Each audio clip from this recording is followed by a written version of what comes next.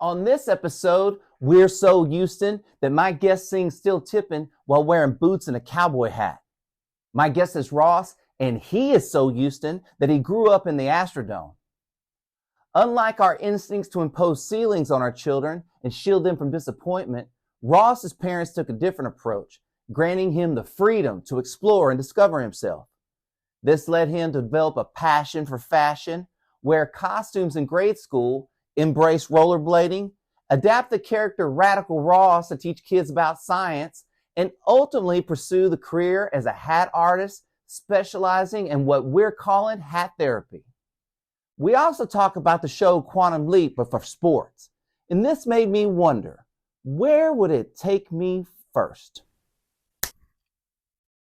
Well, see you at the press conference. Let's jump in.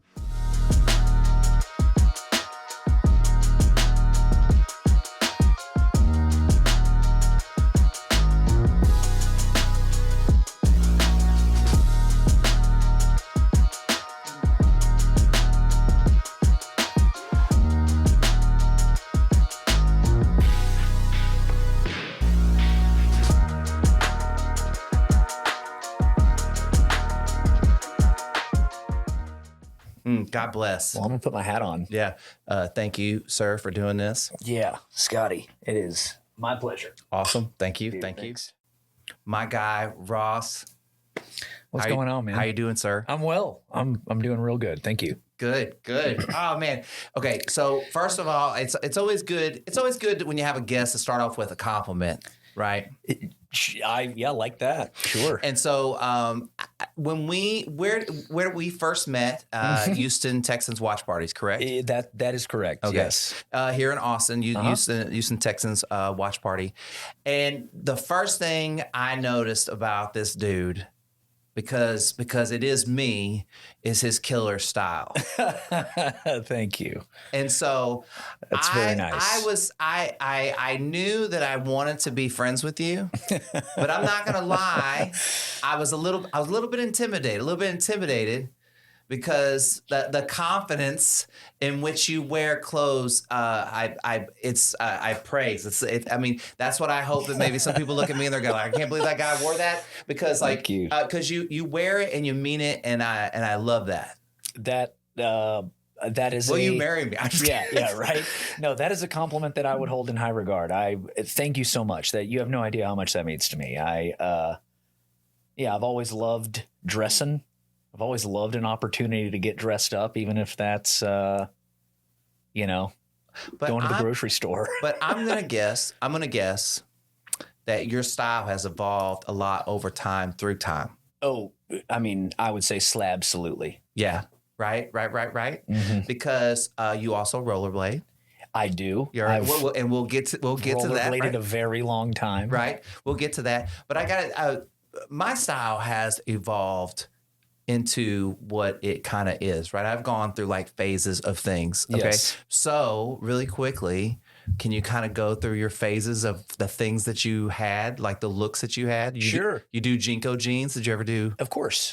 Of course. Of course. I'm that age. Yeah. I mean, real quick, like just a real quick run through. Preschool, kindergarten, first grade, it was like, stop this kid from wearing costumes to school.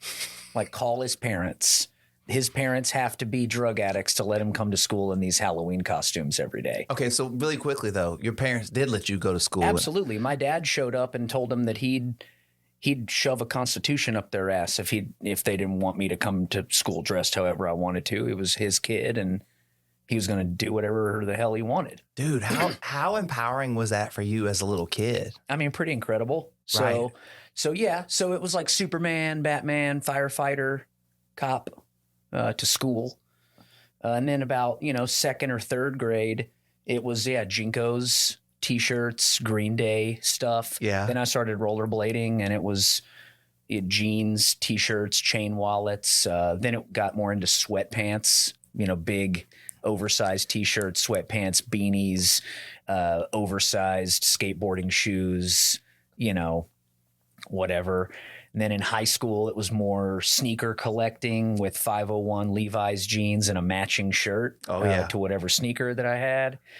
And then it was tight pants, skinny jeans, because that was kind of the trend with everything, but with rollerblading, tight pants, jean jackets. And then the tight pants started the boots and kind of the rock and roll country culture. And then by the time I was 18, 19, 20, 21, I kind of came around to the whole Texas deal and switched from, Wrangler vests that were cut off to Wrangler jean jackets. And then it was pearl snap shirts every day. And then it was cowboy hats. And then, does this feel like you? This is me. This ain't no costume, baby.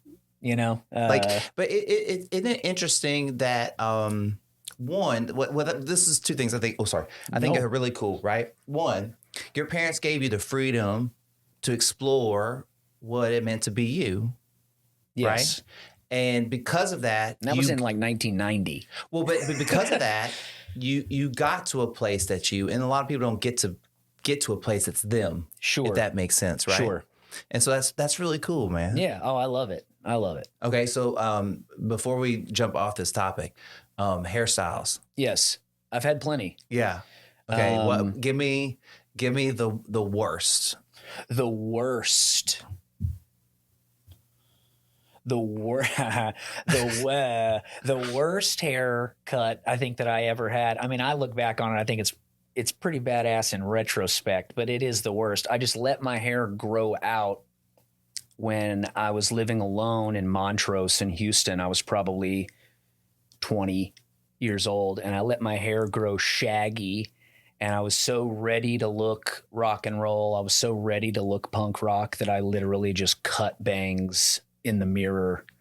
So I went from like a shaggy hairdo to like this weird bob where I thought it would look super dope, like Ozzy Osbourne in the 80s or something, like a peak era drug addict Ozzy Osbourne. Like, I'm going to look so sick at the fucking punk rock club tonight. And then But you know what's so crazy is like, I really feel like the difference between that working and not working is how confident you are behind it. Well, I mean, I definitely kept it a while. So confident or not, stupid or not, I mean, that's the way Ross P was showing up, But I think that again, like kudos to your parents and your dad for going like that helped build that confidence. Mm-hmm. In retrospect, like when I first met you, that's probably part of the reason I felt that intimidation, because I was like, man, this guy, like I love it. But like he is gonna like wear what he's gonna wear, and he's gonna show up how he shows up. And I was like, man, yes, sir. And it can be intimidating people. You know what I mean? Like, not on purpose. When I'm not trying to be intimidating. No. Hey, by the way, you're like one of the nicest guys ever. Thank you. You know what I mean? So like, I'm not trying to intimidate anyone. No, but I mean, just like when someone is just, all that confidence is kind of instilled in you. You know what I mean? Sure. Yeah. All right. Before we go any further, great. Because I was supposed to be introing you. I totally sidetracked it all day. It's whatever, man. Give all your shout outs for all your music and everything that you do and everywhere you work and all that good jazz. Yeah. So, my Instagram is not Ross Puryear. So my name is Ross Puryear. My Instagram is NOT and then my name. My middle name is Tillman. So I go by Ross Tillman when I'm playing the piano. There's Ross Tillman Music on Instagram. And I probably don't get as active as I should on social media as far as promoting myself or just whatever, but I also work at, probably the best and the most premier Stetson custom hat shop on the planet. It's on South Congress. It's called Malfray, and that's malfray.austin on Instagram. We do great work. I'm sure we'll talk about that, but I love cowboy hats. So while you're talking, okay, so I have the hat that you did for me right over there. Yeah. Okay. Okay. But but I asked for something very specific. And I didn't want to show it as an example of your work because people are like, what the fuck is that thing? You know what I mean? Because we'll it looks like a homeless man's hat. You know what I mean? Like that. But that's the way I wanted it. I wanted it all beat up and stuff. And so he did what I asked him to do. But I'm not going to show it because that's not an example. We could do that though. Yeah. But I mean, but I made this one too. So yeah. But all right. So one, just really quick, what got you into hat making? And then what do you love about it? Hat shaping, I should say, or what do you call it? Hat shaping. It's technically hat shaping because all of the hats that we get at our shop are Stetson manufactured. So they're manufactured at the Stetson factory, open crown. So that means the brim is flat, the crown is wide, tall, and open on the top. We get them, and then we hand shape them, cut the brim, shape the brim to whatever specifications that people want, whether that be a cowboy hat or a homeless man's hat that's been run over by a semi truck. You know, I mean, whatever they want. I love that hat though. Yeah, well, amen. It's a good hat. And so yeah, we'll do whatever. I basically hung out in there until they let me work there. And by what I mean by that is that I had kind of fallen in love with Stetson hats and the culture of them in Texas. And this was the first place that I had seen. I was just going to Allen's Boots. We're right next to Allen's Boots, by the way, non-advertisement shout out to Allen's, but we're right next to Allen's Boots on Congress. And I was going to Allen's Boots to get, I don't know, a pair of jeans or a pearl snap or something. I was just going down to the Western store. And I saw this store next to it, and it had all the colors of felt hats. And I was like, man, this place is cool. And I went in there and started talking, and then I was like, well, how do you work here? And they're like, well, we're small. We just opened, but maybe in a few months. And I was working a desk job at that time. I literally quit my job and bartended until Malfray hired me. Okay. I don't want to sound all hippity dippity, but did something tell you to do that? Did something tell you like, hey, I got to get out of this desk job and I got to do? Yeah, just something real, something that felt real to me. You know, I don't know. I love tradition. I love Texas. I love, you know, I don't know. You feel cool when you put a cowboy hat on. You know what I mean? And like anybody can do it. And that's one of the craziest things about working there is that everyone's like, oh, I could never. And it's like, as soon as you turn the corner out of this store and you start walking down the street, you're the only person, literally the only person in the world that knows you just bought that hat. Everyone else just thinks you look cool in that hat. Right. You know what I mean? Like now it's just you, baby. It's you and that cowboy hat, and you look sexy in it. And I like that. Okay. So let's talk about this. Okay. You can be you're going to be my hat therapist for a minute. Please. Okay. So I love hats. I have billions of hats, and I have quite a few like cowboy hats. Okay. But there's a lot of time, and we've already talked about how much I love your fashion and how much I do fashion. Sure. There's a lot of times where I feel like I just really can't pull off a cowboy hat. It just doesn't look right on me. Mm-hmm. So what would you say?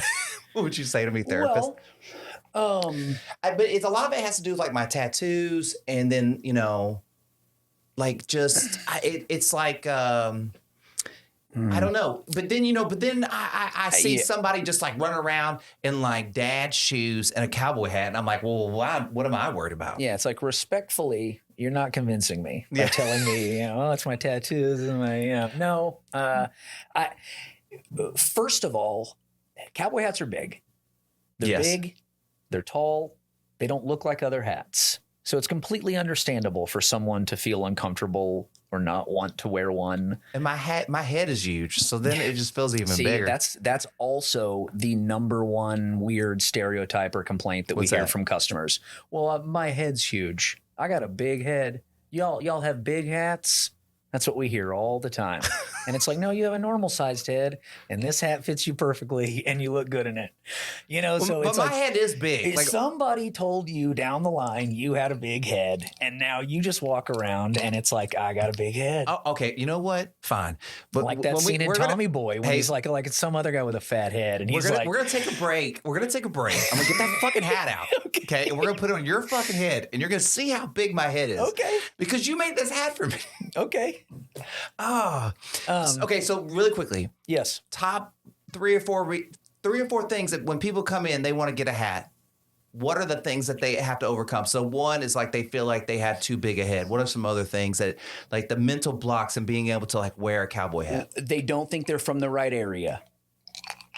Like they're from like New Wisconsin Jersey. or New Jersey. They're from Massachusetts. They're from really, and I'm not calling out New England in particular, but it's a New England problem. People in New England typically are very afraid of it. Boston. Yes, and that's actually ironically where I've received the most per capita compliments about my cowboy hat is Boston. I mean, people love it in New York. Back up. So you shape a hat and then a customer reaches back to you and goes, I get a lot of compliments, or they come back in. No, like me wearing it in Boston. Oh, so like you wearing a hat out. So like me going out, dressing the way that I dress in New York City, people love it, but they don't necessarily say anything. In Boston, people stop you and they're like, hey, bud, that looks rad. And it's like, cool, thank you. Boston people are nicer. Maybe. I've also been, honked and flicked off in Boston for having the right of way crossing the street. Bro, didn't you grow up you grew up outside of Houston? No, baby, in the thick. Okay. We'll talk about that You too. ain't never had nobody honk at you and fucking throw a finger? Of course, but like, I just feel like I'm inner city H-Town, baby. I'm H-Town till I drown. Oh, man. Yeah. Man. Yeah. God bless. Absolutely. R.I.P. Marvin Zindler. Yeah, so I mean, but yeah, it's them feeling like they don't look good in it, them feeling like they don't live in a place where they can wear it, and them feeling like their friends will judge them. Now you're the guy that wears the cowboy hat, which is understandable, I suppose. But I mean, we've already covered this, I think, but I have no problem. I have no qualms being the one dude that wears the cowboy hat in the friend group. Well, like, has it ever been? Okay, let me back up. You've always been the guy in the friend group that dresses weird, per se. Not necessarily. I would say unique in our friend group, like the Houston sports group, sure. But I mean, like when you're growing up as a rollerblader, I'm sure as anyone that did, extreme sports, BMX, skateboarding, rollerblading, even, my age, scootering, you all, the clique dresses alike. Yeah. So when I wore tight pants, everybody wore tight pants. When I was wearing sweatpants, everybody was wearing sweatpants. I mean, that was kind of the deal. It's what you saw in the videos. It's what you bought. It's what you grew up with. It's what you saw the professionals wearing. Right. So, I mean, have I always been an outlier? No. But I will say that most of the people that I work with generally dress in a Western fashion. No one's showing up in shiny gold pants, though. No. And I'm shining, I'm shining in these gold pants. So, I mean, I think I've always been like, how can I make this a tuxedo kind of thing? Like, okay, bro. Okay. Am I making this up? Okay. You have a red Western jacket with frills, like that has the leather frills on it? Yes, that I only wear on Battle Red Day for the Texans. It's a suede red jacket that is fringed. Yes. And I wear it. I've bought it specifically only to wear twice a year. Bro. Yes. The first time you showed up in that bitch, I was like, look at this. Look how fucking amazing. And that's I think it's actually a women's jacket. If I'm, I mean, but yeah, well, I mean, no worries. But I think the cut on it is actually female. And I was just like, I gotta have that. I mean, what? Okay, well, not say what guy would be buying that jacket, but when it was made, for the time it was made, there was no gentleman that was like, I want a fringe jacket. No, not at all. Yeah, it's an old, like early '90s vintage suede Western here's coat. my point. when you walked into like the Texas party, not once in my mind did I doubt you wearing that jacket. Do you know what I mean? Yes, Like, thank you. But I'm saying, in my friend group, I've always been that dude. Yes. So, like, kind of, have you always been that guy in your friend group? Yeah. Yes. I mean, Do your I've dyed my hair red before. Hey, do your guy friends come to you for fashion advice? No, no, because the friends that I have in my friend group now are rollerblader friends, like old friends that I've had for a while, and they dress how they want to dress, and it's been the same forever. Another one of my really good friends is actually probably a little more stylish than I am. And so he's already got his ear to the ground. Yeah. He don't need me. Yeah. And then my other kind of friend group is, like Paul, who you've had on the podcast before. Yeah. Who is a Paul's stylish. A little bit older than I am. He's very stylish, but he's a professional. He's a father. He's a husband. He's, he's a lot more put together, I think, I don't think you give yourself enough credit. Well, okay. Well, thank you. But yeah, so no one ever is like, does this look cool or not? I wish sometimes people would be like, does this look cool? Look, here's what I get from my couple of my friends. They'll go, hey, I know I can't wear the shit that you wear, but should I wear these shoes? Or something like that. It's like they'll ask my opinion. It's similar with hats. And it's like, okay, first of all, it's like back up. Absolutely you could. Like that's where you're stumbling first is that, coming into it with the pre-notion of, look, I know I'm not going to be able to look like that. But what could I look like? It's like, you could look exactly like this. And it would be badass. I mean, how, okay. I don't know how to word this question. How much, I don't want to say how much is your job as psychology, but like how many people do you have like come in?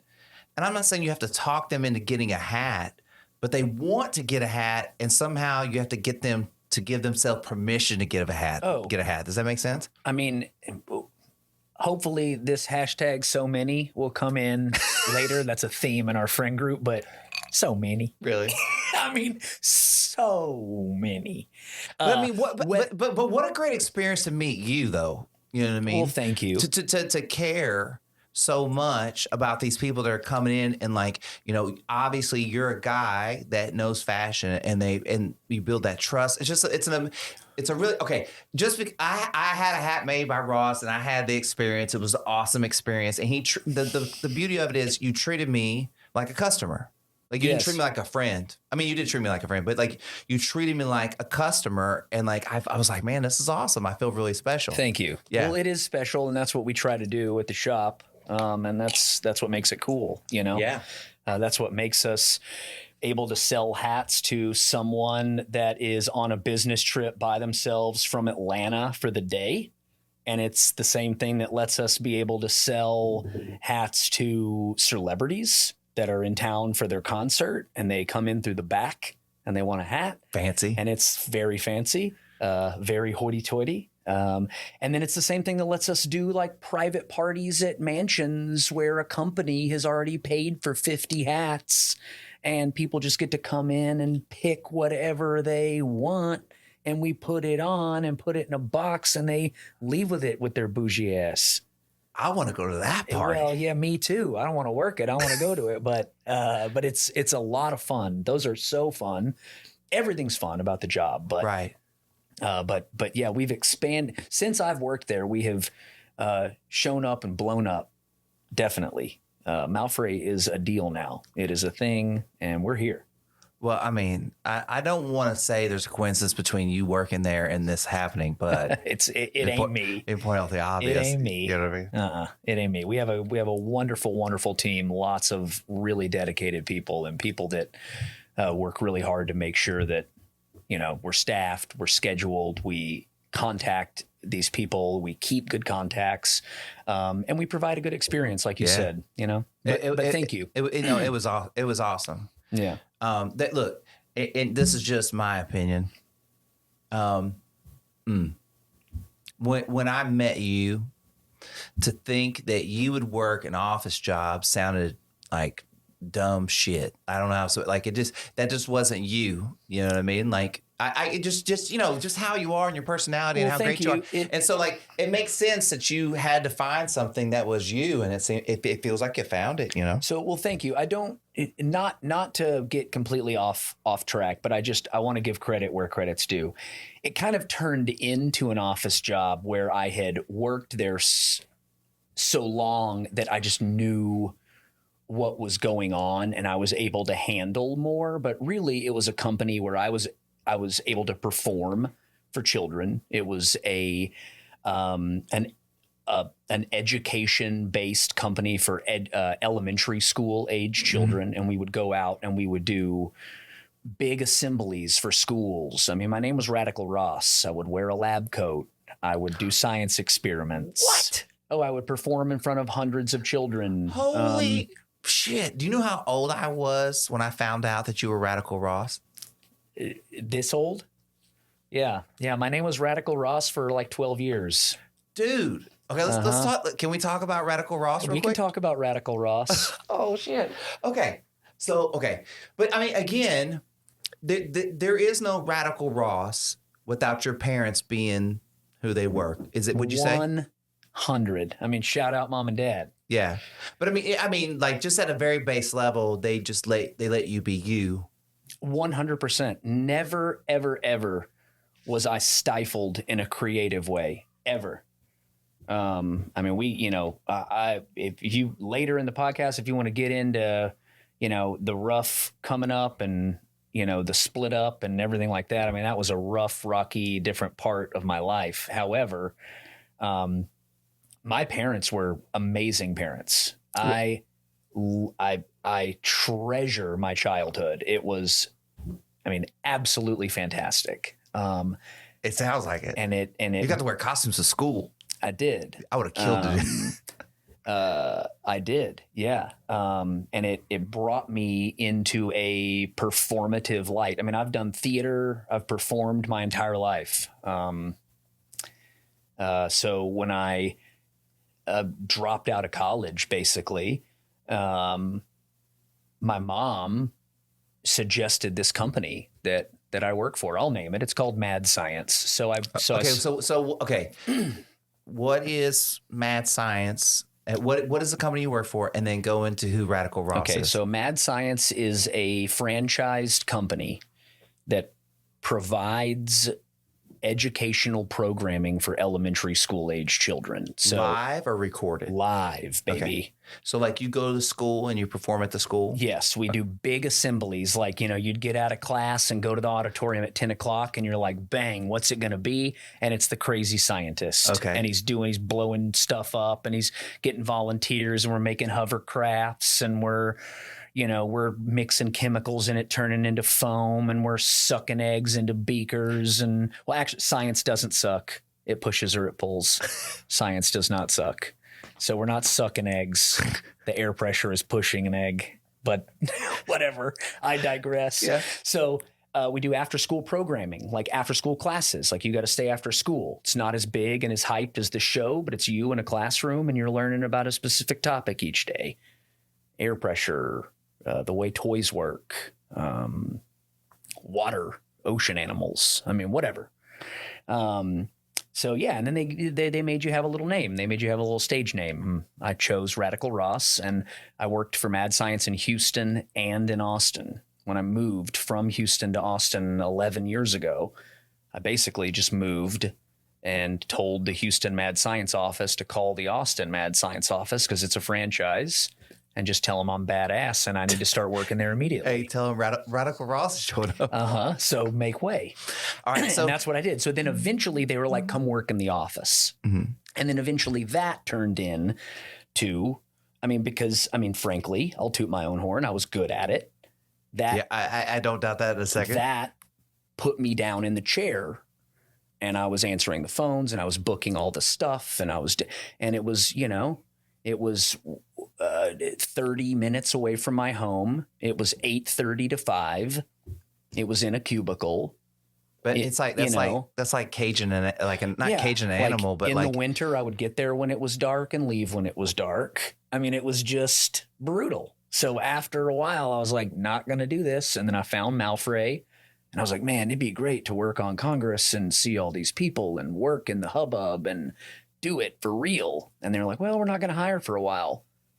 And I was like, okay. And then I quit my job anyway and got TABC certified and just went and was a barback for a while and then a bartender and slept shit around and dealt with people's crap until they hired me. Now I've been there 4 years. Okay.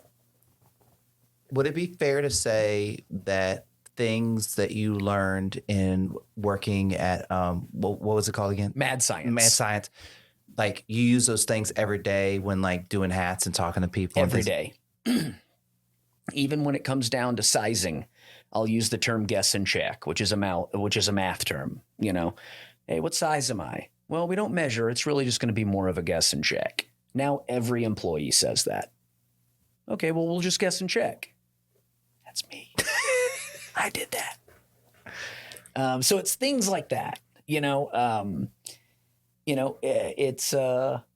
little sayings like science doesn't suck. That I said earlier. It's little stuff like that sticks with you that you can use every day. Mad Science was awesome. I looking back on it, I loved it. It was just time for me to do something else. Yeah, it was absolutely fantastic. Well, I really think that doing the shows is you. But like getting stuck behind a desk is just not you. And that's what I think. Whenever we met, maybe I asked Paul. I was like, "Hey, what does Ross do?" Or maybe I asked you or something like that. And you're like, "Oh, I science teacher." Paul would say he's a science teacher. I think. Well, somebody said like you worked at an office or something like that, and I was just like, "Man, how's this cat working at an office?" Yeah. It just doesn't seem like you, but all of it makes sense. You know what I mean? Yeah. All right, tell me the rules of rollerblading. What are the rules of rollerblading? Like there are no rules? Oh man. I don't even know what you mean by that, but I think you've opened a can of worms that you don't even know, bro. Okay, so look. Okay. My rollerblading experience is this. Okay. Go into a big ass parking lot. That one of those stacked ones that has the old down, okay, and just rollerblading, and bombing the hill. That's my extent of rollerblading. We still do that, if it's raining or something, we'll take a 12-pack of beer up to the top of a parking lot and bomb it. We're old now, so we don't really do that anymore. Well, okay, what is it? Okay, anything, literally, and Austin, Texas especially, shout out to, I don't know how many people that rollerblade that are my friends are going to be watching this, but shout out. All of them? What are you talking about? Shout out to y'all better watch this. Shout out to all the Texas rollerbladers. Shout out to the Jumbo podcast. Shout out LST. That's Lone Star Thrillers, by the way. I like it. That's an old crew. We started when I was a child, but anything that you see that skateboarders do or bikers do or on the X Games, we're doing. I would say even bigger. I would argue that rollerblading is the most technical. It's the largest scale extreme sport that there is, other than anything on snow. Skiing and snowboarding, you go bigger, and it's incredible how big they can go. The gaps to handrails, the drops, they can go off a hotel, gap down into a snowbank. That's incredible. Rollerblading is huge. It's not a huge sport in popularity, but it is massively fun. I've had a skateboard. I've owned a skateboard as a child, but I've never really gotten in to skateboarding. It's always been skating. It's always been either skating or hockey or something to do with wheels or blades or individual things. I like to say boots. It's always been boots. Did you roller hockey? Is that what I did roller hockey until I ice hockeyed. Okay. So you've always done sports on Skates. Yeah. Mm-hmm. So skating is just something you kind of just like it. When you go skiing, do you ski? Do you ski? Never skied. Oh, really? In my entire life, I've never done any kind of snow sport. It sucks. Well, I mean, whatever. I'm a water sport person, though. I know you are. Yeah. So snow's not. It looks fun to me. My parents weren't into it, and we've always been Texans, so like we never vacationed. Like, my grandparents didn't ski. Right. My parents didn't ski, so it's not like we were Christmasing in Breckenridge. Yeah, a couple of my grandparents used to live in Lubbock. A couple of times, some tech kids pulled me down, on a knee board after it snowed in Lubbock behind their dually. I mean, if that counts, if that snow bumper on the curb counts as like a jump, I've done that. I don't know if anybody understands what it's like to be a Texas kid and never have seen snow. And then it randomly snows, but it's not really. If you've been anywhere that does have snow, it's not snow now. Lubbock, it dumps. Yeah. I mean, it'd be like 2 feet sometimes in Lubbock, and it's like, whoa. Yeah, you never see nothing like that. Yeah, for sure. Anyways, so rollerblade. We were talking rollerblade. Skating. Yeah. Rollerblading is very self-expressional. There's lots of people that do it their own way. So there's really no rules, but, shout out to my buddy Cody and Frank Stoner. They've literally written dissertations on the rules of rollerblading. I mean, I'm not kidding. I mean, Frank Stoner's a professor, and he's a linguistics professor. Mm-hmm. He has written papers on the terms and the rules and what it means and how you land and if it counts. If it counts is a big deal. Does it count? Like when you're doing a trick? Like when you land, does it count? So what makes something count? Well, what side of the rail did you come on? What side of the rail did you come off? Did you put your hand down? Did you step up onto the rail? Like, did both feet hit at the same time? Or was it bink, bink? Well, that don't count. You can't step up. You got to jump, son. And then you got to land with both feet. You can't come out squirrely and land all janky and, drag your hand. Right. What are you doing? And I think that, and not throwing shade on skateboarding, but I think that's one difference, is that in skateboarding, totally acceptable to land and drag your hand. Sure. Totally acceptable. Nah. We don't play that. Well, you got to keep them hands up, son. It feels like a lot like allegedly skiing is easier than snowboarding, but I would argue I wouldn't know. But I would argue that skiing is it's more difficult to perfect. You know what I mean? Because your legs are separate in the same way and it can look weird because the skis are so big. Right. They'll flop around. But in rollerblading, not having your both feet on the same board or whatever, you're just pulled in so many directions. You have to do so many things. You know what I mean? Absolutely. Well, I appreciate you coming into it with a positive. With a what do you mean? Do you get a lot of rollerblade hate? No. Oh, well, yeah. Are you kidding? I mean, I can think of, almost 5 slurs that have to do with homosexuality and rollerblading off the top of my head. Fruit booter. Why are people? What's the hardest part about telling your parents you're gay? It's them finding your rollerblades. I mean, it's the classic, So why are people so hard on rollerbladers? Do you want like the Alex Jones story, like the real conspiracy around it? The real conspiracy around it is that in the 90s, when kids shows and Disney and the Mighty Ducks were starting to make rollerblading popular and kill skateboarding, the industry got angry. Really? And they started trashing rollerbladers as young and stupid and Disney and as and then Tony Hawk does the 900 in 1999, and then it's just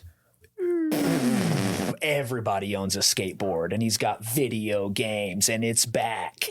And then it's just, you know, Been a speech. and then it's everybody and their mom with a skateboard walking around being like, dumb rollerbladers, you know, like your mom, you know, I mean, like you don't know how many times, literally how many times I'm a grown man. I'll be rollerblading down the street. Somebody will drive by out their window.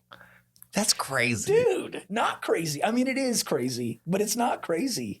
I'm not crazy. That it happens all the time. Okay, but I mean, I'm not naming names. There are people that I like, people that I would consider my friends that work at bars in town. And they're still like, you fucking rollerblade today? And it's like, bro, we're men. well, I will have to admit, it is unique, It is. right? But I mean, I also, and hopefully this comes out as a compliment, I wouldn't expect anything less from you, Ross. I mean, you know what I'm saying? So it's like, you know, it's like, No, like, I it's love cool. that. It's cool. You know what I mean? It's cool that you like, you're into your thing. You know what I love mean? that. Yeah. Now, I will admit the first time I heard it, I was like, he rollerblades? He does what? He does what? But, you know, once I got You to mean know- like down parking garages? that literally probably what the first thing that came to my mind was us falling down these parking garages. That's probably the first thing that I thought of. Yeah. You know, because like pretty much we ate shit every other level. Oh, well, that's what happens, actually. Would you like some? Yes, can you top me off, please? Yes. You say when. When? Yeah. But it has, I mean, but literally the most long-lasting friendships, the best friendships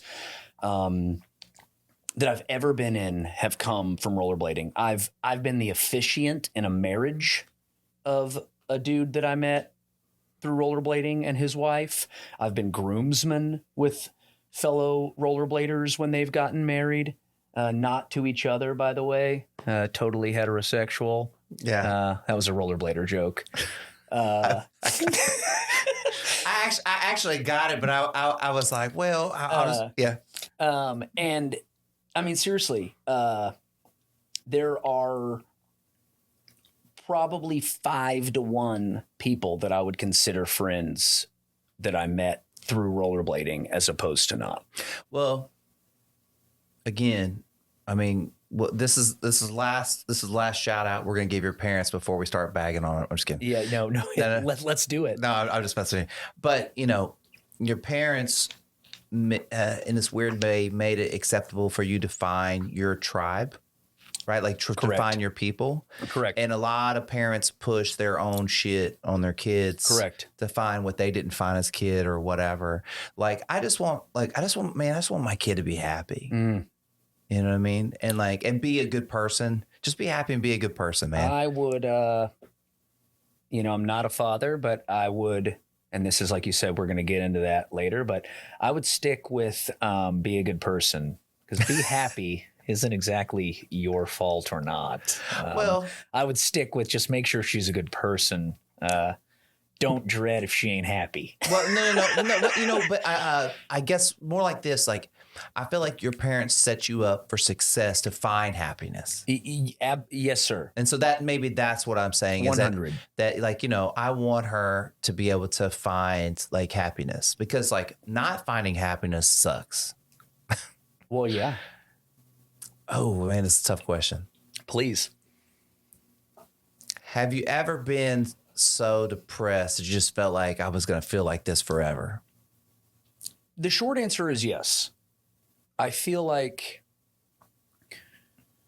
with the kind of system or support system or family structure that I've really always had, in the back of my mind, I knew that wasn't true.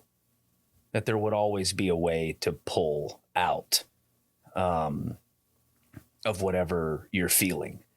I mean, but there have definitely been times, you know, where you're just kind of, you're alone, you're sitting on the end of the bed, you know, I mean, Well, I think, and you don't know if it's ever going to be different. You don't know ever, you know, I mean, are you ever going to be able to do enough, make enough, be enough. Do you feel different now though? Like now that you're kind of in this probably more of a career that's set for you and free to do the things that make you Ross. Like, do you ever feel like, does that make sense? I feel free to do the things that make me Ross.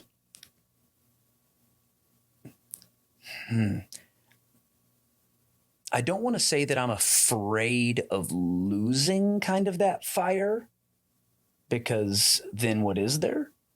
You know, but I am in a better place, but I'm, you know, I jokingly say all the time, but of course there's a lick of truth in it, that I live in fear.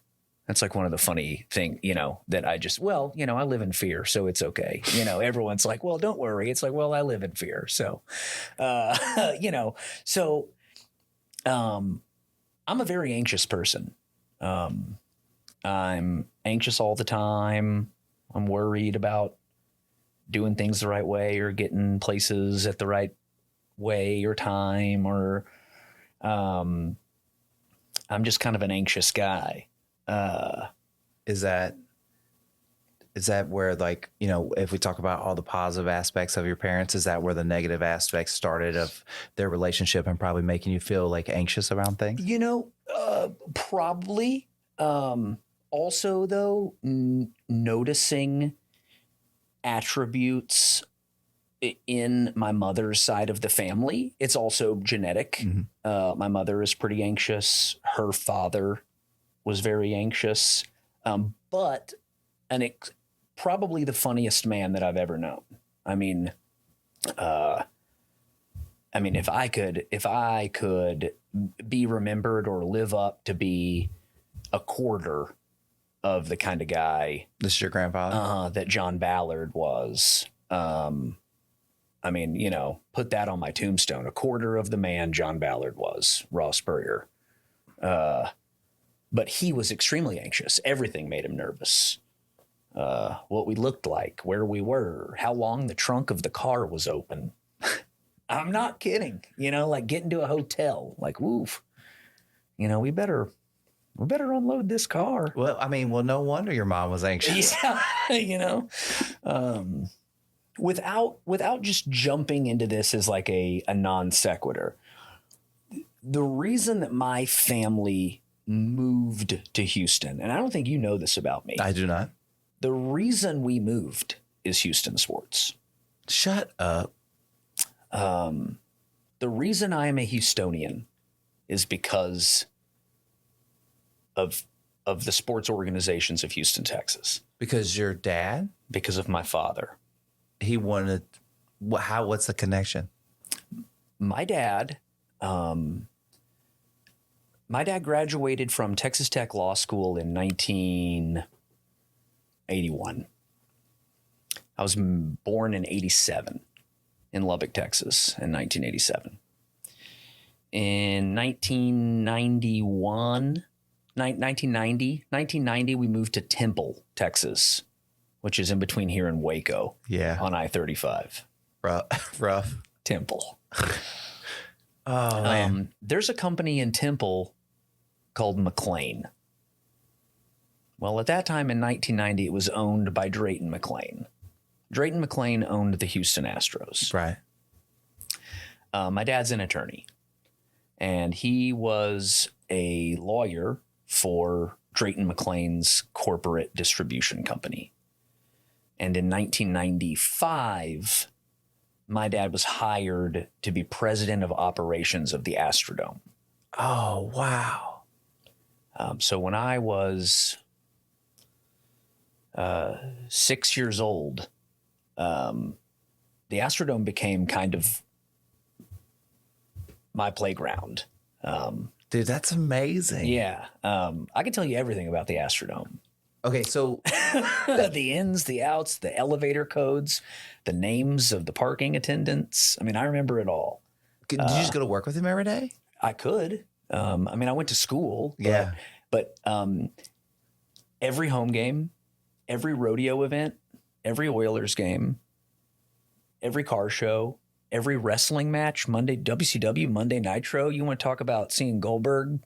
You want to talk about huge wrestling events in the Astrodome. You want to talk about Gravedigger. You want to, in the monster truck rallies, you want to talk about anything that went on in the Astrodome between 1996 and the close in 1998, those 2 years. And then when it was Enron Field, well, it was the ballpark at Union Station first. Right. And then it was Enron Field, and then Enron went under, and now it's Minute Maid Park. But he worked there until 2001. So, yeah, I know. I mean, have you seen any of those old pictures? I mean, or the pictures now of the Astrodome and all the grown over and stuff like that in the inside? And I can't. I've seen it one time, and I couldn't even get through the whole article. No way. Yeah, I mean, all of those places are places that I've spent, literally hours. I can still smell it. I can smell the dirt down there. All the warm-up bullpens and batting cages were under the ground, and those concrete pits that were just thick with paint on the cinder block. Okay. I mean, Jose Lima came to my 9th birthday party. That's crazy. I'm not kidding. Showed up in a suit and threw us batting practice in my backyard. I've got so much stuff at home that that is signed baseballs, broken bats, pictures. My dad's house is like a cathedral to old Houston stuff. It's pretty incredible. Okay, so yeah, so the Astros are like really, really close to me. Oh, okay. So your dad's a lawyer. Mm-hmm. So I'm going to go on a limb and say he was very kind of just logical and precise. And he was very mathematical and stuff like that. And so normally like a guy that's like that is not going to necessarily let his kid just do, it to pursue all these things that you talked about. So was it part of him, like, you being there with him at work at the Astrodome that let him know like who you were? My dad and I are extremely alike. My dad grew up though in a really, really small Texas town with parents who both worked in the school system. My dad's dad was a football coach and then later a principal. Where's he from? Where did they live? Yeah. They lived in Cisco, Texas, I-20 in between Abilene and Fort Worth. Gotcha. My grandfather was the football coach there. Before that, he was a Navy submarine soldier. My grandmother was the secretary in the school system. Later, he was the principal. Then he was the judge of the city. Then he retired, and then he passed. That's how a small town goes right there. You start as a football coach, and then you become principal, and then mayor. yeah. And then you die. And then literally, you're buried in the closest plot in the cemetery to the home end zone in the football field. The cemetery and the high school football field are right next to each other. Of course, yeah. And he's buried right there. Wow. Where my dad scored his first and his last touchdown. He only played football in high school, so it's right there. And it's not a bad thing. Yeah. But yeah, and then my grandmother was a secretary, and but my dad and I are very much alike. And if he would have pursued the way that I pursued, which is able to do whatever you want and not necessarily think about if it's going to pay off or not, I don't know if it would have worked out as well as it did for my dad. I feel like my dad, walked so I could run. He is just as funny as me, just as outgoing. He loves to dress, loves wearing a bow tie. Everybody hates a lawyer in a bow tie. It's like, who's this guy? But that's so me. Yeah, it's so awesome. Yeah. It's so me. Boots with the suit every day. So me. But just he chose education as his key to success instead of performance or you just chose a different education. True. Yeah. Or chose a different key. Yeah. To success. Yeah. And that's something that I'll forever be grateful for him, is doing that. I love that my dad is a successful guy and did what he did. And it's a good role model. Well, yeah. I mean, we can get into all that later. So okay, but- so I've been thinking about this because like you've been kind of teasing that like, hey, your life ain't all fucking rainbows and sunshine, right? yeah. But it's not to bring the mood down.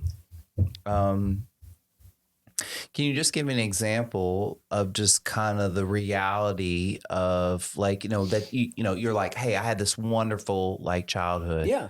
but there are some reality marks in it that you had to overcome and get over probably mentally, like, and being a absolutely. kid, being an adult. So just give an example of it so that we don't have to like, I don't want to Yeah, get we're not going to go into the whole thing. I don't but, want to go into like a dark, stormy road. The thunder rolls. I love me some Garth Brooks. But here we go. Yeah. I mean, I had a great childhood. I have a good life. I had a great adolescence. I had a great early 20s. I mean, there's no complaints. Were your parents married all that time? No. When I was I guess I was a senior in high school, early senior. So I might have just turned 18. Maybe I was 17. My parents split up. They got divorced. And it... Did you have any idea that it would? Zero. I mean, like literally... Like there was no indication, like fighting, nothing that would say that they were going to get divorced? Nothing. So, I mean, like, and we're talking like I'm 17. I'm almost 18. So I drive myself to school. I get to school on my own, whatever. And about an hour before school gets out, I get a text from my dad. Hey, I want to pick you up today. Well, you don't pick your kid up from high school. My car's at school. And I was like, okay. And I know my dad. I mean, my dad's like me. So it's easy to decode. Something's up. It's easy to decode. Yeah. I want to pick you up today. I was like, all right. So either I'm in trouble, like I'm going to get drug tested, or he thinks I'm fucking around or something, or something's the matter. Right. So I'm already nervous. Anxious. Mm-hmm. And he picks me up and just, I mean, how else do you do it man to man, but straight to the point right there on the curb. Like we don't even drive anywhere. He's just like, your mom and I are going to split up. And I was like, all right, well, that's weird. Did that rock your world? Oh yeah. I mean, what? Yeah. I mean, yeah. Anyway. Yeah. Without getting completely into it. Well, I mean, okay, so let me ask you this. So would it be fair to say that up to this point, your life has been pretty fucking magical? Pretty sweet. Well, I mean, yeah. Pretty awesome. Yeah. With every regular stuff that every kid has, but well, I mean, yeah, I'm outgoing. I think I'm fun. I do theater stuff. I've made varsity ice hockey all 4 years of high school. you grew up in the Astrodome. Yeah. I mean, so It's pretty fun. So was that the first like real event that like kind of just like hit you like, holy fuck? Extremely personally, like in my family. Yes. Yes. Absolutely. I think sadly growing up in the inner city of Houston, I mean, going to the high school that I went to, I mean, we had friends that were shot. I mean, I had already been to funerals. So on like a personal level of like loss, maybe You'd not. already experienced a little bit of loss, right? Yeah. I mean, so, on the front of like shock and awe, not necessarily, but I think looking back, I mean, it's definitely the biggest like gut punch that changed my life forever. Absolutely. Yeah. Yeah. All I could think is all I wanted to ask you was, have you done a lot of work around that? I mean, not really. I mean, some throughout my early 20s, I would see. How do you feel now? Look, just real quick. Like you in a good place with your mom and dad? Oh my gosh. Okay. Well, yeah. So, I mean, so you survived. You know what I mean? So first of all, both of my parents are remarried and have been remarried over a decade to their new spouse. My mom lives in the Heights in Houston. She's married to Jim Koval. Love you, Jim. Shout out to Jim. Yeah, Jim is the best. My dad lives on a ranch outside of San Antonio with Sandra. Shout out Sandra. Shout out Sandra. And they're both in a great place. Okay, do you would this make sense? I mean, my dad is a huge friend of mine. Like we were rough for a while. I mean, I didn't want to talk to my dad. He left After the divorce. Yeah, well, he left. And, it is what it is. If they see this, they see this. It's been almost 15 years now. I think everything will be fine. I mean, my dad basically left for Sandra. I mean, they were together immediately. So it was my mom that had to like re-find love and fight. It's been a lot. It's been really hard for my mother. But you know, like, so that was hard on me towards my dad. Like, how could you make my mom feel this way? So that was tough for me. But now as an adult, do you kind of understand a little bit more? Oh my gosh. There is no animosity, no weird, Because you've lived more life. Yes. Yeah. And I'm never out somewhere or over at their place and be like, I wish it was the way that it used to be, never. It was that, did your parents help make that happen? What do you mean? The way they handled the situation? No. You're like, they didn't help that at all. I had to come that on my own. No, when my parents split, my mom, for better or for worse, kind of turned me loose. My senior year of high school, I had an apartment. Well, she was probably having a hard time, I bet. Well, and mom, no hard feelings. God bless. We've admitted this. We've talked a lot about this. We've worked through this a lot. You said the dad thing we haven't worked through. We've worked through this part a lot. My senior year of high school, I had a roommate with another kid that I was a senior with in high school, whose parents had basically abandoned him. They had straight up moved. Wow. Mm-hmm. And we lived in the garage apartment above the equipment deep cooler of an old seedy Italian restaurant in Southampton of Houston, Texas, right by the Rice Village. What a cool place to live, though. Dude, yeah. I mean, it was, wait till you see the inside. No, but look, okay. So for people that don't know, that are not from Houston or not from Texas or whatever, Rice Village is a pretty cool place to live, Yes. especially if you're like 18 years old in high school. Like, And it's your own way apartment. cool. And it's your own apartment. Yeah. However, so I mean, I worked at the Ben and Jerry's scoop shop there on Kirby when I was a senior in high school, and to make money and still go to school, kinda. Sorry. Well, but and make it through high school senior year, on my own, basically. I mean, just imagine this though. There's a lot of kids that start that career way earlier. True. Junior high, like, you know what I mean? Like, where they're having to get themselves Couch up. surfing and And all that stuff, man. They're like, okay, let me ask you this. If you had done high school the regular way that everybody else did, do you think you'd been any better off? Do you think you would have accomplished any more, done anything any different, or, I think that's a loaded question because butterfly effect. Sure. Who knows about better? Sure. I know that if I would have finished school and gone to UT and finished, that I would have probably gone to law school, just like my dad. So I would definitely be in a different place. Now, would it be better? Would I like it? Who's to say? Probably not. I know that I love where I'm at now. I know that I love my friends. I know that I love Brittany. I know that I love Midnight, my dog. We have a home. We have a life. My friends are fantastic. I know that. I know I'm smart enough, and I know I'm good enough. It's kind of a struggle to convince yourself that every day, Well, I think,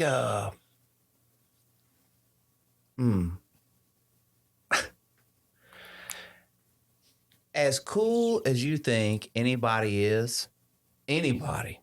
I mean, you can just pick Taylor Swift, whoever you want to pick. Okay, it's cool. And she's cool. As cool as they are, let me tell you something. They got shitty days. Sure. They got days that they just don't want to get out of bed. They got days that they struggle. The days that they just make it through. There's not any different. I mean, the human experience is pretty, minus these outliers of like social media or being an influencer or being super famous or whatever. But the human experience is pretty much the same outside of those kind of things. I always think about like Michael Jackson and Elvis and the Beatles and Taylor Swift and like how different their life is than everybody else because they were so, I mean, their life just, you can't compare it to your own, Yeah. I mean, I think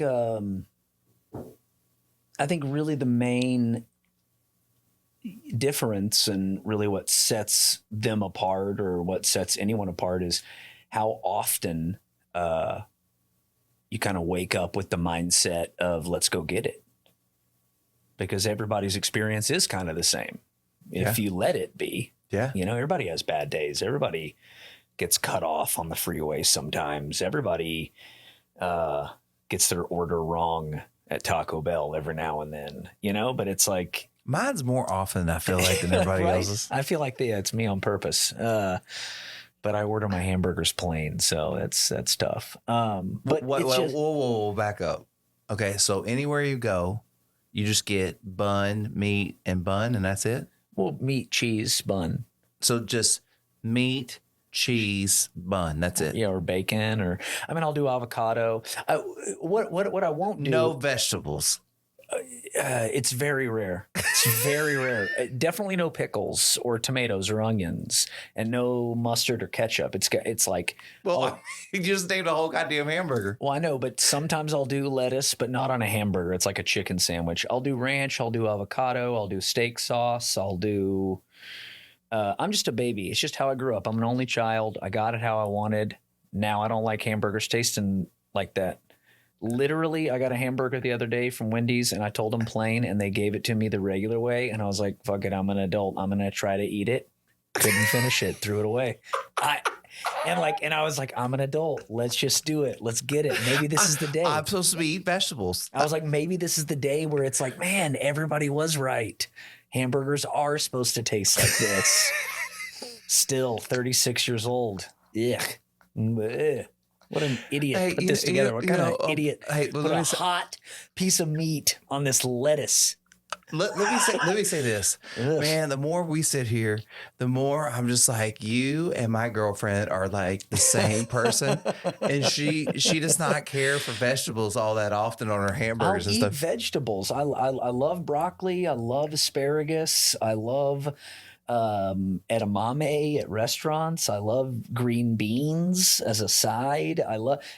There's nothing wrong. I love peas. I love chicken pot pie, carrots and peas and potatoes and everything in there. Obviously chicken pot pie is not like a healthy thing. I use that as the example. I love chicken pot pie and fried chicken. You're like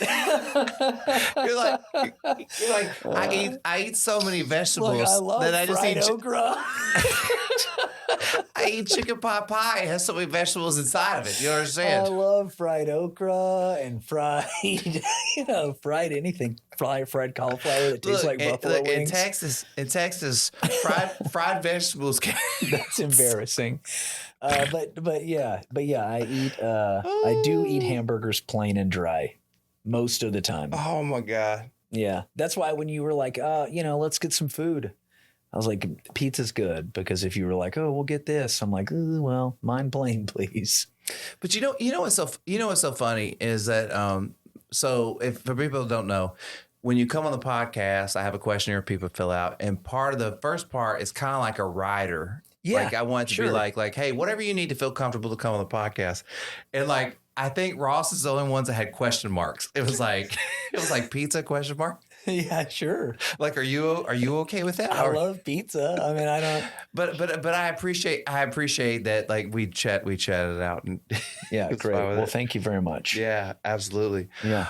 Just Be with Scottie G and HeyJustBe.com presents Just Be Jukebox with Ross Tillman Music. All right. So you said that. Wait, when we were on the podcast, you said you warmed up with Biggie and Tupac. Well, yeah, but that's in the car. Like that's vocal warm up. It's not piano warm up. Can we do a quick vocal warm up? I mean, do you? I mean, well, I mean, what's something that you would? What's a song that you would choose to vocally warm up with? Sometimes, like rap music wise. A Criminal by Eminem or Can't See Me by Tupac. Oh, yeah. Give me my finger plated. Give me my bitch's fingers on nickel plated 9 triggers with 9 figures. Like, yeah. I gotta have the beat on. I mean, but let me ask you this. So, how does that warm you up to do what you do? Like, what? Like, so how does that work? It gets me pumped, and it gets. It's more motivational. Yeah, it gets my it gets my mind moving. Okay. Do you ever use Houston rap to do the same thing? Oh yeah, absolutely. Okay, so why are we not there? What are we talking about Tupac before? Okay, all right. Let's get over to Houston rap. Well, I mean, like, which one do you want? Okay. So when you're so you're gonna go play like look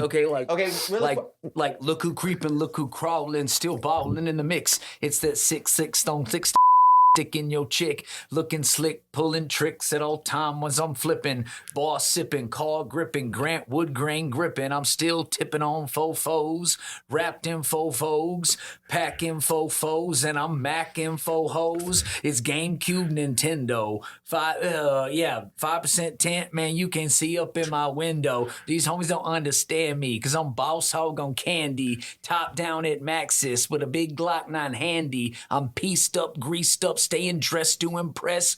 Big boss belt buckle under my Michelin S. Oh, it's Gucci shades up on my braids when I escalade. When I'm sliding, sprue wells glide like an escapade. I got it made, ain't shit changed. I'm still the big boss of the North, huh? And then it goes in, and then it's, Paul Wall's verse, and then Mike Jones. Fofos, I'm tipping. Wood grain, I'm gripping. Catch me lane switch with the paint dripping. Turn your neck, they ain't missing. Me and Slim, we ain't tripping. A finger flipping and syrup sipping. It's do or die. I'm bow pimping.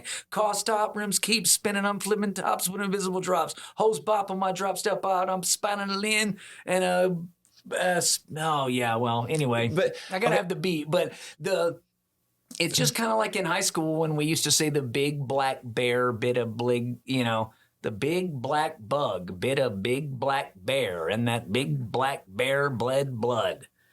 It's just the same. I don't know. Okay, so how I enjoy hip hop to get ready. Okay, so you're enjoying hip hop to get ready, okay, and then you go to play one of your songs, and so play one of your songs, so now you're ready. You're hyped up. So what are you playing? Well, I mean, what do you mean? Like, what do I warm up with, or what do I do first? Nah, you've just Eminem'd in the mirror, Mom's Spaghetti, right? Mm-hmm. Like you just did that, right? And now you're hyped to go out and do your thing, and now play one of your songs. Okay, none of my songs sound like that, but that's the whole point I'm trying to get at. Yeah, the hypeness is different than what comes out.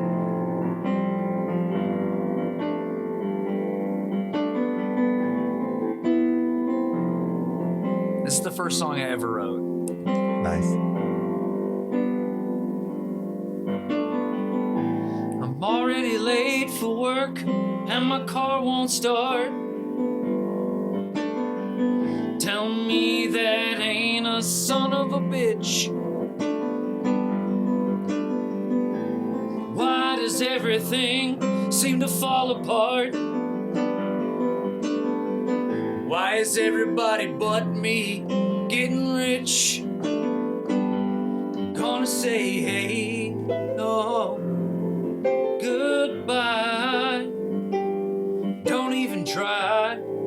Hey, sometimes you don't even know where you need to go. Baby, that's alright. 'Cause I'll be coming home, but it may not be tonight. I hopped on a train, I think it's headed west, with full steam ahead, and attack. And ever since I started drinking again, I can feel you in my chest. I'm going to California, never fucking coming back. Gonna say,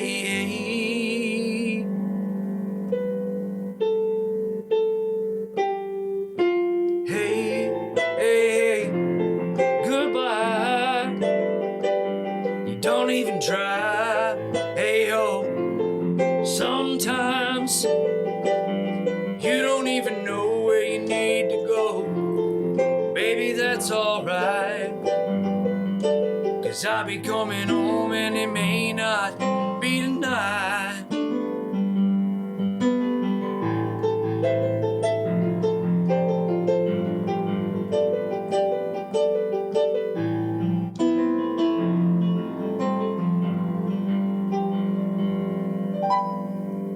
It's been raining for days, and I'm trying to get out of here. 'Cause California ain't what it's cracked up to be. And I've been roaming and searching, still ain't clear. I'm going back to Texas and back to my family. I'm gonna say goodbye. You don't even try, but hey, sometimes you don't even know what you need to know. Maybe that's alright, 'cause I'll be coming home.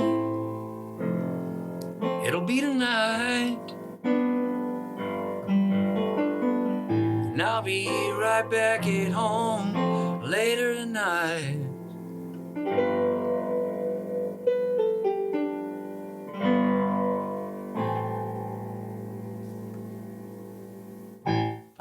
Yeah.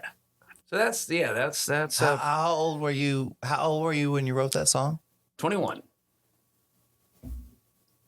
Okay. Might I ask, would you tell the inspiration about like what you were trying to say with that song?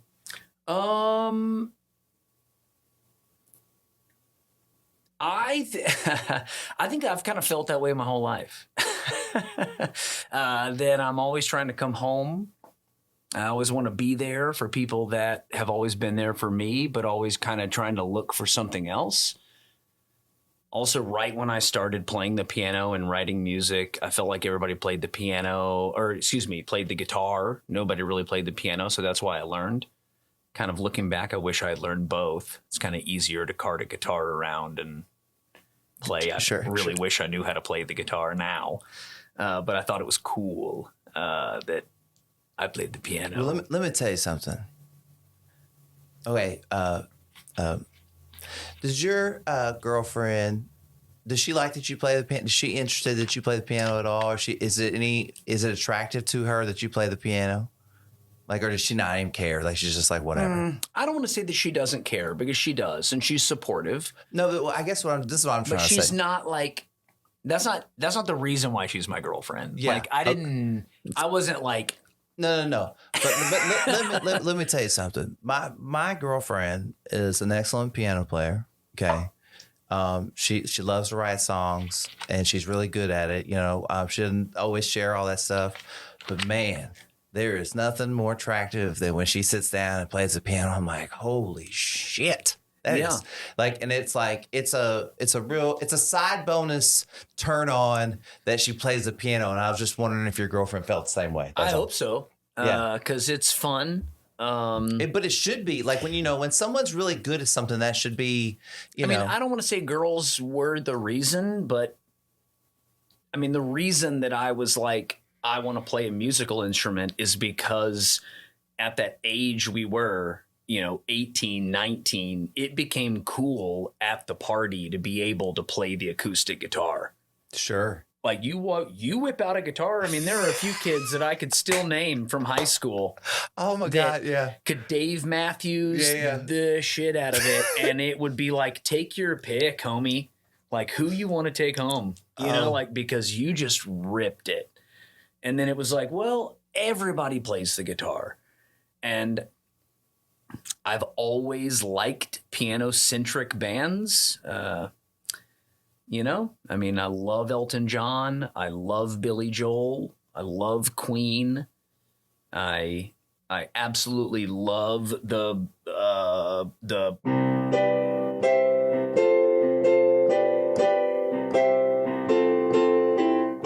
I mean, I love the organ phase of Van Halen. I mean, I was like, my wakeboard's up there, but I'm really I'm you in know, the Van Halen. I mean, like Hey, so okay, do you can you play any Van Halen song? Is there any Van Halen song?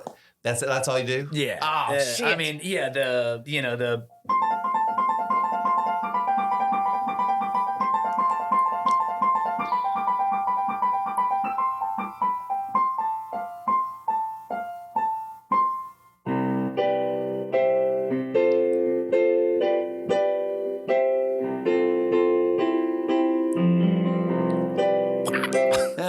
yeah, come on and jump. Yeah. I mean, so yeah, I mean, you know, and you see me standing here, I got my back against the back of my cheek. I mean, yeah. What? Okay, so you said that everybody's playing a guitar. So you want to play a piano, and you liked Billy Joel, like you looked up to Billy Joel, these guys that play the piano, right? Big time. So what was the first song that you heard and you're like, I gotta play that on the piano? Or like what's a really song that you inspire you that you really love playing? Good Candle in the Wind. Let's do it. Is Candle in the Wind by Elton John. Haven't played it in a long time, but so this song is the first like real song that I really learned how to play. Elton John also teaches you how to do a lot of really cool rock and roll shortcuts on piano, like the half step. This guy, that is a game changer on piano because the chord is just here, and if you're being a bully to sheet music, you won't change off the chord, but the rock and roll thing to do is slide it right down. And Elton John was one of the first people in rock and roll piano to do that. So and that makes it just, that elevates the song so much. So this song is called Candle in the Wind. It's about Marilyn Monroe. And then he rewrote it about Princess Diana when she died in 1997.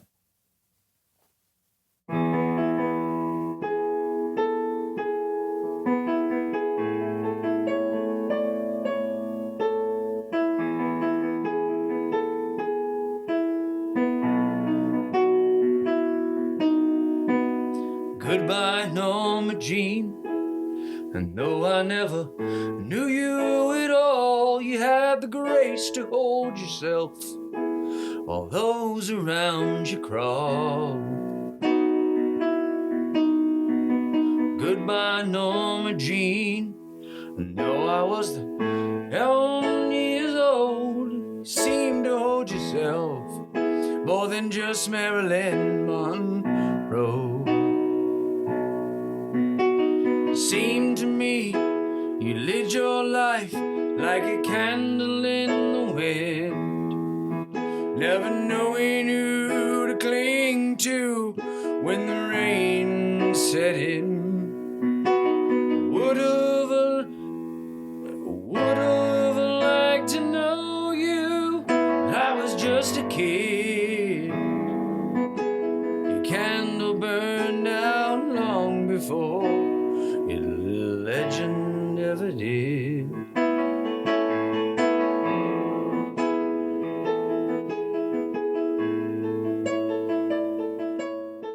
I haven't looked at it. I haven't played that song in years, but I appreciate you bearing with me on that. But look, hey, I asked you, I said, hey, can you play the first song that you ever try to play on the fucking piano? And you're like, hey, Scott, like that's been a long time ago.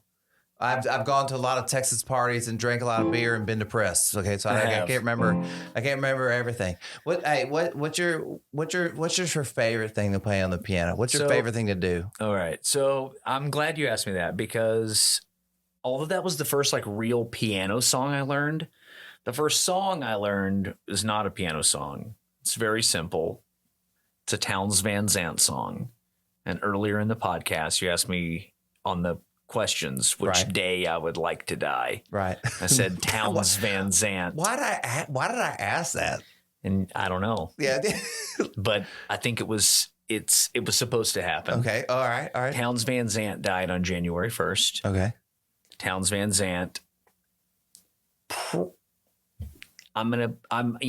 it. I'll get flack for this. Townes Van Zandt's the greatest songwriter ever. Okay. Mm-hmm. That's strong. Ever. Yeah. Yes, there's a famous Steve Earle quote that says, Townes Van Zandt is the greatest songwriter ever, and I'll stand on Bob Dylan's coffee table in my boots and say it. That's strong. That's a great quote. Yeah. And Townes Van Zandt is a great songwriter. And I learned this song first. Okay. I mean, this is probably what I learned first, and it inspired the first song that I ever wrote that I played earlier. Yeah. This song's called Waiting Around to Die. Here we go.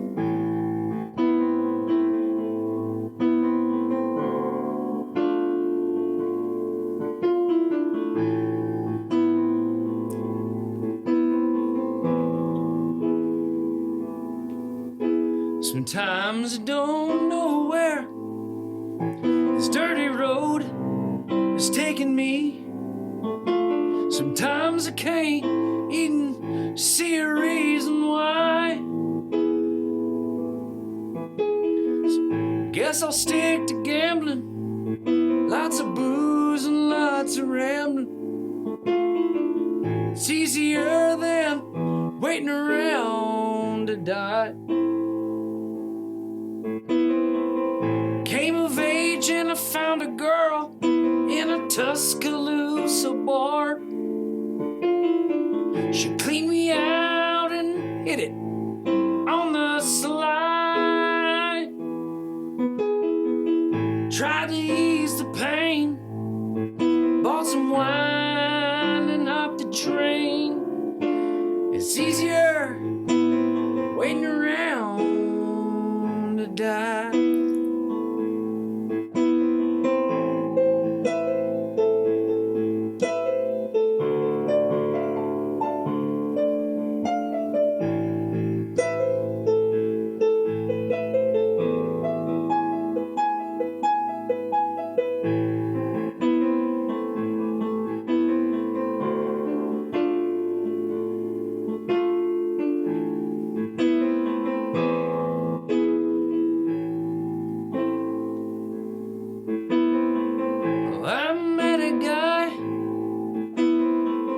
Said he knew where the easy money was, so we robbed a train and brother did we fly. But the cops caught up with me, brought me back to Tennessee. And I got 10 long years, I'm just waiting around here to die.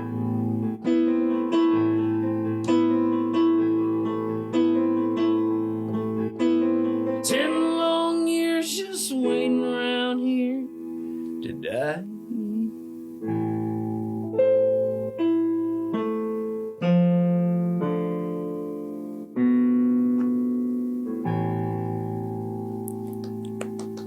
Yeah, that's a Townes Van Zandt song, an old country song. Just about dying. I got. So I'm gonna have you play us out of here. Hopefully, do you have one of your original songs that you would like to play? Yeah, I do. I think this one's fun. Kind of fun. I don't really write fun. I mean, the last song was "Waiting Right Here to Die." So I mean, how much fun can we have in one night? You know what I mean? Yeah. But I'm gonna step off camera. I'm just gonna let you do like your thing, so you can talk and do whatever you want to, and That's how we're gonna shut this thing down. Okay, well, yeah, let's see. So this song, the song's really fun, I guess. What do you mean by really fun? Yeah, it's super fun. It's kind of just in the vein of songs that I write, I guess. All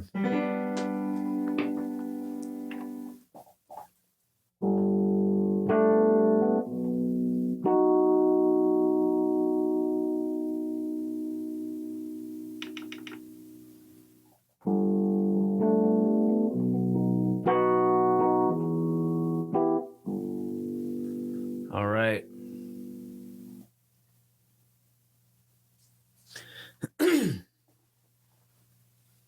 Okay. So going from kind of the beginning of my catalog to the end of my catalog, this is one of the most recent songs that I wrote. This is called Traffic Light. I don't think I've ever really played it anywhere other Exclusive, yeah. yeah, other than my home. So here we go. It's called Traffic Light.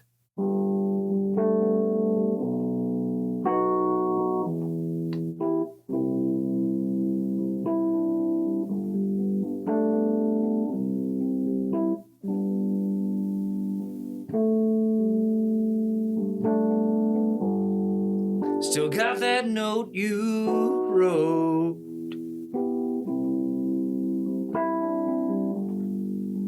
So many years ago now.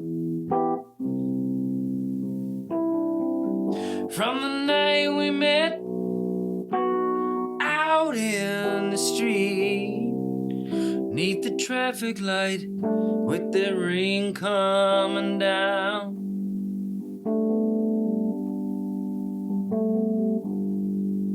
We were both so young.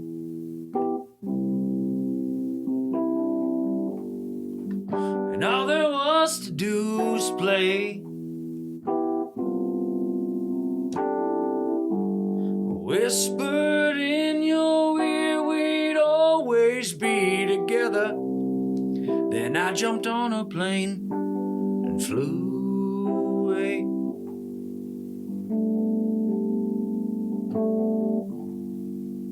Things were different then.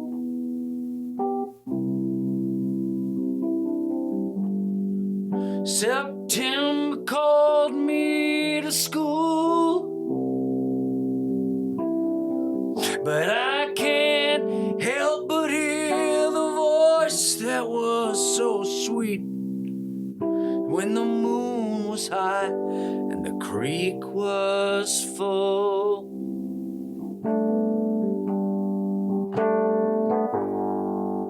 Now most every night I'm all alone, just watching westerns on TV, just wishing one day I would be your savior, to sweep up on that horse and take you away.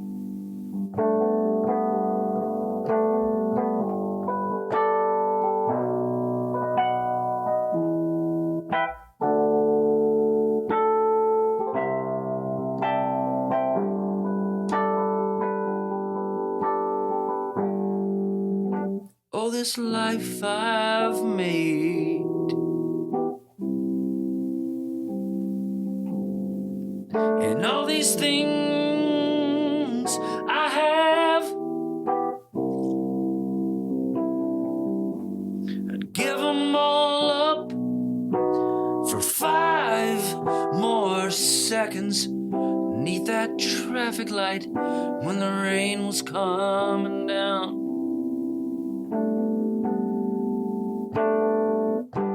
I'd give it all up for 5 more seconds 'neath the traffic light with that rain coming down.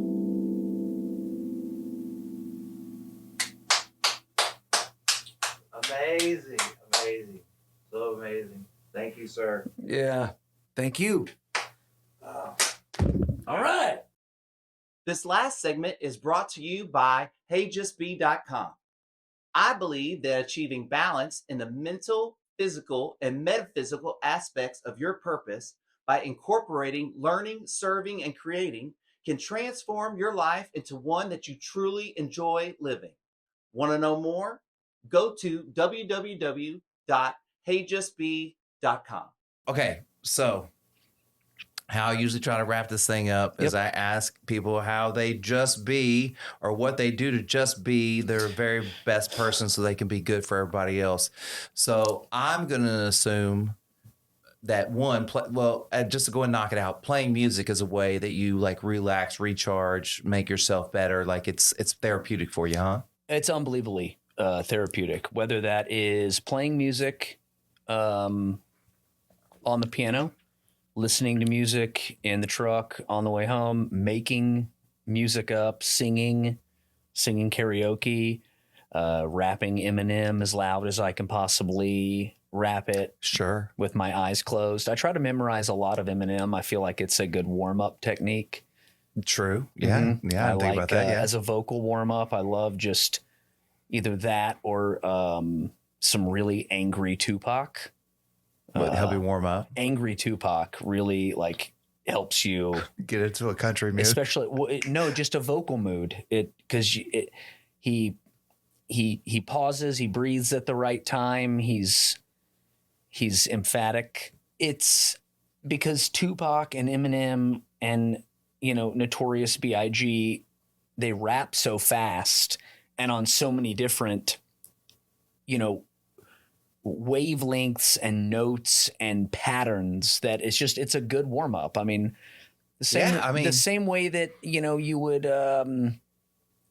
do like an Eagles song or something that starts slow and then ramps up and comes back down. I mean, it's just how you talk Eagles, you start speaking. I'm falling in love over here. You know what I mean? Eagles is my jam. I love the Eagles. Shout out to Elaine and always playing the Eagles at the house. Well, That's my mom. that Seven Bridges Road warm up that they do. Have you ever seen that video? I've never seen it, but I understand. Like I've heard it. Don't they do it on the live album? Well, they do it all the time, right? But like their warm up, but there's a famous video of them behind the scenes, and they're just in the wings of the arena, and they're ready to get on, and Don Henley counts them in, and then there are stars in the southern sky, and they all just cut it. And they all warm up on their harmony together with that, and it's chilling. It's chilling. Yeah, absolutely. And it's cool. You know. Right, so what else do you do? Are you a reader? You read books? I like to read. Mm-hmm. Like books? I mean, sure. The most recent book that I reread was a Harry Potter book. The most recent book that I read was probably Jordan Peterson. You don't have to be a reader. Like, what are some of the things you do to make you and take care of yourself? I love listening to records. I love listening to LPs. Yeah. I love listening to comedy or to comedians' podcasts. I really like. I'm really into history. I dig it a lot. So I do documentaries, like watch documentaries and stuff like that. A lot, and I read a lot of books. I consider myself. This is something we don't have to touch on and haven't touched on, but I consider myself almost an amateur expert on the assassination of President John F. Kennedy. This year will be the 60th anniversary on November 22nd, 2023. All right. You want to do a quick pop quiz? Sure. With knowledge, like I'm just going to ask you questions that probably have nothing. Okay. He was assassinated by who? Well, I mean, well, they arrested Lee Harvey Oswald. Yes. Okay. But I mean, he was allegedly to fire 3 shots. There's lots of books. There's lots of different theories. Jack Ruby assassinated Lee Harvey Oswald before he could ever testify. He always claimed that he was a patsy. I think it's pretty proven that Lee Harvey Oswald was a CIA plant. He lived in Moscow. He has CIA papers. He was, let off by speeding tickets in the days prior to the assassination. I mean, there's... Okay, we'll fast forward. Okay. There's lots of stuff. Okay, so this is question 2, and then we'll just end with that one. In learning all this knowledge, did it give you more or less confidence in our government as a whole? More confidence in knowing how it works, less confidence that they're telling us the truth. Fair. More confidence, but when I learned about it, I was like, okay, great. Because there's a lot of facts you can learn. And there are a few books that you can read where you can pretty much nail down what happened. Right. It just sucks that they won't tell us. Long story short, on this year will be the 50th anniversary or 60th anniversary.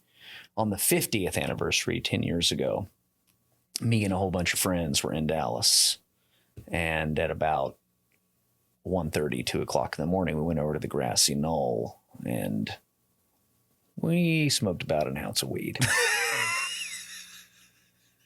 on the grassy knoll. That's awesome. On the 50th anniversary. And that's like a lifelong dream of mine. Well, not to do that, but it was just like, man, if JFK could see me now, if Bobby Kennedy could see me now. Bobby, we love you. Sorry they killed you too, brother. Oh. Yeah. Malcolm X, MLK, Bobby Kennedy, JFK. That was fucked. Well, The government just did not want that change to happen, and it didn't. Well, look, we run around like we look at other countries and the way they run their government and go, all their shit is shady. But we don't ever go like, we're the only government that's not shady. Come on now. You know what I mean? Like, well, yeah, everybody's shady except for us, I will say that anyone that's listening to this is interested, read the book A Mortal Error. What it says is that Lee Harvey Oswald basically was trying to kill the president. And that when he shot the first time, he missed. We all know that. He shot the second time, it hit him in the back, went through his neck. That's in the famous Zapruder film when he grabs his neck. And then the third shot is supposed to be the head shot that kills him. Mm-hmm. What the Mortal Error book says was at that time, a Secret Serviceman who was a rookie had stood up with his rifle to look and see where the shots were coming from. And when the president was hit in the back, the car behind the limo accelerated to pull around, and he fell into the back seat, and his AR-15 went off. Oh, no way. And that's what exploded his head. So it's like, did the government kill JFK? Yes. Did they mean to? No. Is it the worst mistake that the U.S. government has ever made? Yes. And are we ever going to admit it? No. So did that guy get fired? His name was George Hickey. I mean, you can read all about it. No, I mean, I'm asking you. You know all about it. No. He didn't get fired? Nope. And even when they were writing that book, they were sending him certified letters. Like he had to sign when they were delivered, so they knew that he was receiving them, saying, hey, man, just to let you know, our research is kind of showing that you might have something to do with the assassination of John F. Kennedy, and we're going to print it in this book. And if you have anything to say to refute it, or if you want to do anything, like, be our guest, please. But what we're finding is that you shot the president and no response. Wow. And they published the book. George Hickey's dead now, but I mean, everybody's dead now. Yeah, it's 60 years later this year. But yeah, anyway, that's kind of my big Dallas joke, I'm from Houston, but I love the JFK kind of assassination, you know, and even when people come to the shop to get a hat and they talk about Dallas, I'm like, oh man, whew. You know, even the president tried to go one time. You know what happened? They killed him. See, but that's Don't how go you. to Dallas. Hey, but that's how you know you're inside the loop H Town. That's how you know you're like no, I could live in Dallas. I'm still like fuck people from Dallas. Yeah, it's like, man, Dallas. Wow. Wow, you live there? You know, the president tried to go. They killed him. You know, nobody likes living there, right? Yeah. But in all fairness, Dallas, a beautiful city. Fort Worth, even better. Wow. What a great place. Yeah. Holds on to those sucky Cowboys. Sure. Well, you know, everybody can't be perfect. True. My dude, did you have a good time? This has been amazing. Thank you. Well, I mean, no one's gonna know this, but we're not done. We got more stuff to do. Sure. But before we end this, I want to say how much I appreciate you doing this. Thank you. Thank you so much. I always ask everybody, give me a hug. You got to push that mic out. Give me a hug here. Of course. My dude. Thank you. Thank you so much. I appreciate it. Uh-huh.